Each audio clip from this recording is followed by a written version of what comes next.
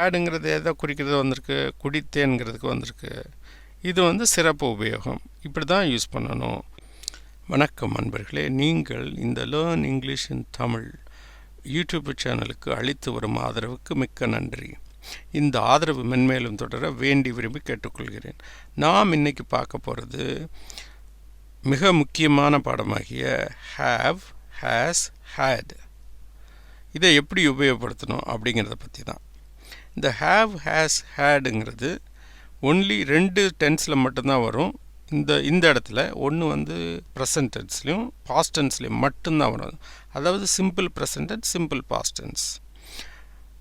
Past பெர்ஃபெக்டோ அல்லது present பெர்ஃபெக்டோ அல்லது வந்து ப்ரெசன்ட் பெர்ஃபெக்ட் கண்டினியூஸோ வரவே வராது. அதை பற்றி நம்ம இங்கே விளக்க வரல. ஏன்னா இதனுடைய உபயோகம் வந்து ஸ்பெஷல் உபயோகம். அதனால் ரொம்ப கவனமாக பாருங்கள். இதனோட உபயோகம் எப்படி இருக்கும் அப்படின்னா, இதனோட மீனிங் வந்து இருக்கிறது, சொந்தமாக இருக்கிறது, அல்லது இருந்தது, சொந்தமாக இருந்தது, அந்த மாதிரி மீனிங்லையும் நாங்கள் தான் சொந்தக்காரங்க அப்படிங்கிற மாதிரி, நான் தான் உரிமையாளர், நான் தான் ஓனர் அப்படிங்கிற மாதிரி, ரைட்டா?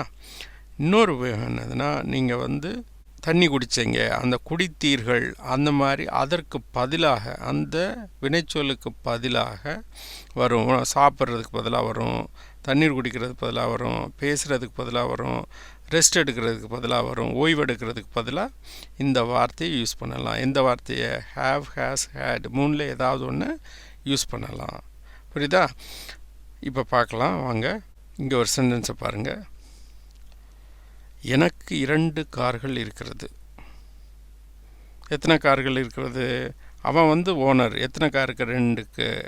1, 2 கார்கள், 2 இருக்கிறது 3. இது இங்கிலீஷில் வரும்போது என்ன வரும்? ஃபஸ்ட்டு எனக்கு, அப்புறம் இருக்கிறது. ஐ ஹாவ், எத்தனை car? 2 cars. I have 2 cars, 2 கார்கள் இருக்கிறது. ஐ ஹாவ் 2 கார்ஸ்ன்னு வருது. சரிதா? இதே இன்னொரு சென்டென்ஸையும் பாருங்கள். இதில் ஓனர், அவன் தான் ஓனர். அதனால் ஐ ஹாவ், எனக்கு 5 கார்கள் இருந்தன அப்படின்னா, போன வருஷம் எனக்கு 5 கார் இருந்துச்சு, ஆனால் இப்போ என்கிட்ட எத்தனை கார் தான் இருக்குது? 2 கார் தான் இருக்குது. அப்படி சொல்லும் போது எப்படி எழுதலாம் அப்படிங்கிற பாருங்கள். இதில் என்னென்ன இருக்குது? எனக்கு 5 கார்கள் என்னது இருந்தன, பாஸ்ட், ரைட்டா? இது ஒரு சென்டென்ஸ் முடிஞ்சு போகுது. ஆனால் இப்போது இது என்ன ஆயிடுச்சு? 1, 2, திருப்பி என்ன வந்துடுது? எனக்கு 2 கார்கள் இருக்கிறது.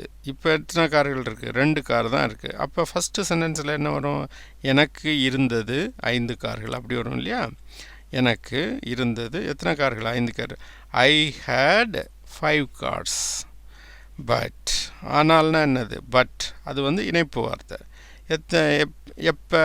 இப்போது. நவ், எனக்கு ஐ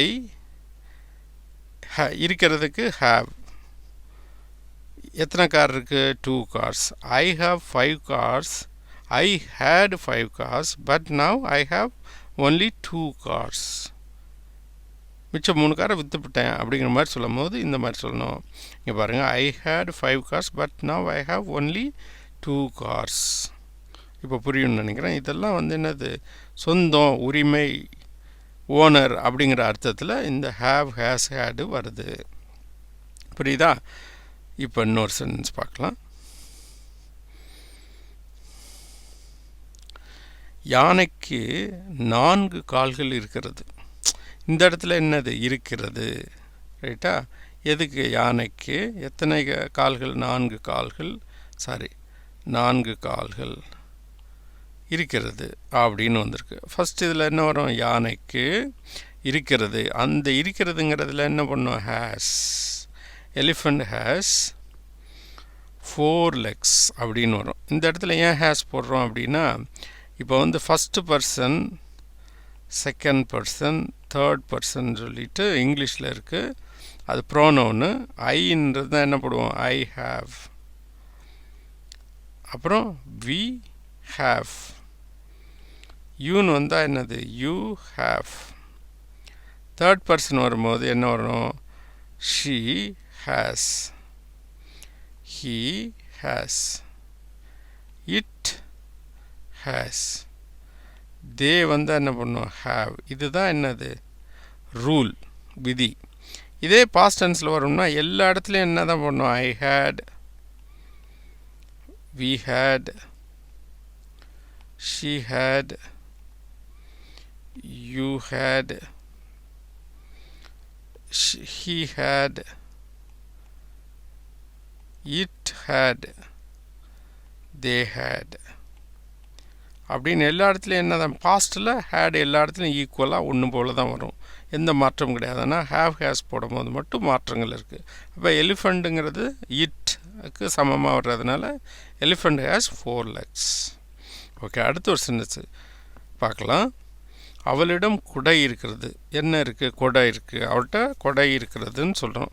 இதில் அவளிடம் 1, குடை 2, இருக்கிறது 3.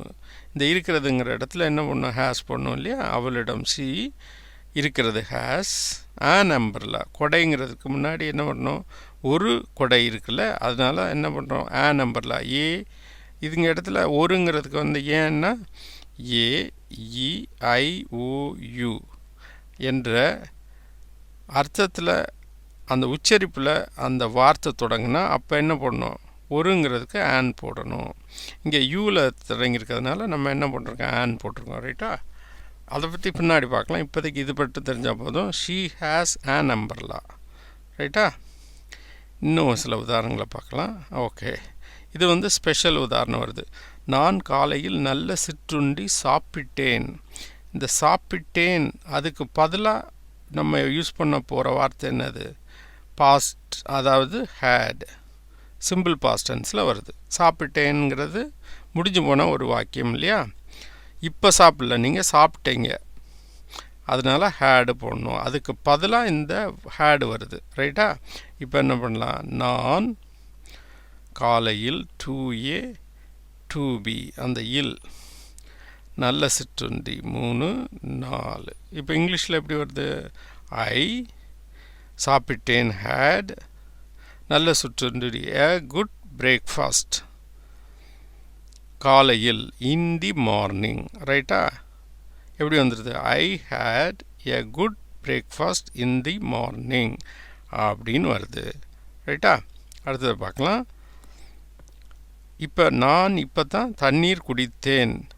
இந்த குடித்தேன் அப்படிங்கிற இடத்துல என்ன வரணும் ஹேடு வரணும். ஏன்னா அந்த ஸ்பெஷல் யூசேஜ் இல்லையா.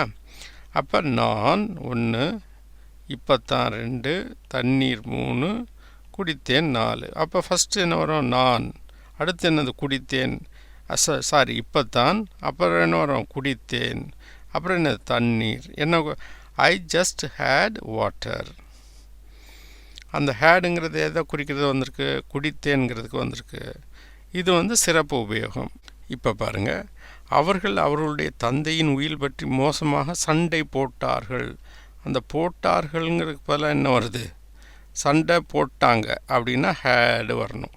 இது ஸ்பெஷல் உபயோகம். ரைட்டா? அவர்கள்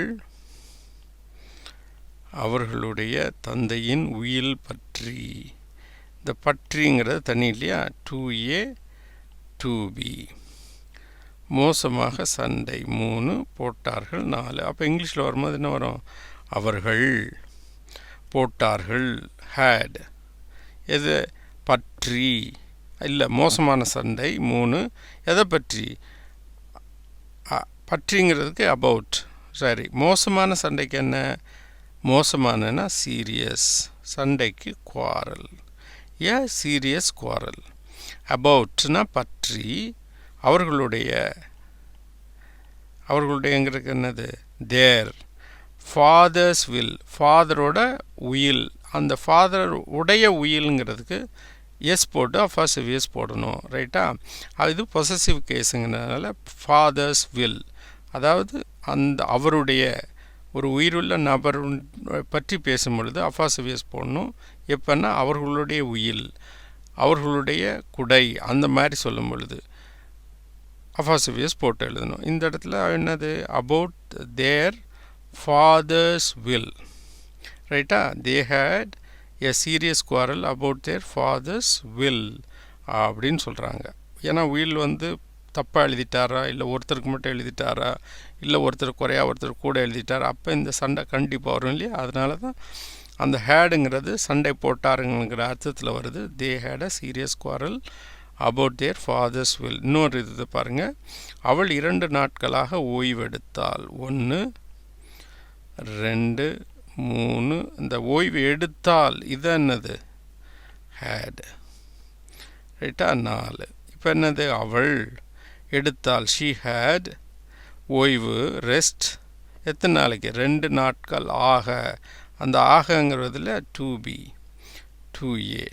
ஆக she had rest for 2 days. she had rest for 2 daysனு வருது, ரைட்டா.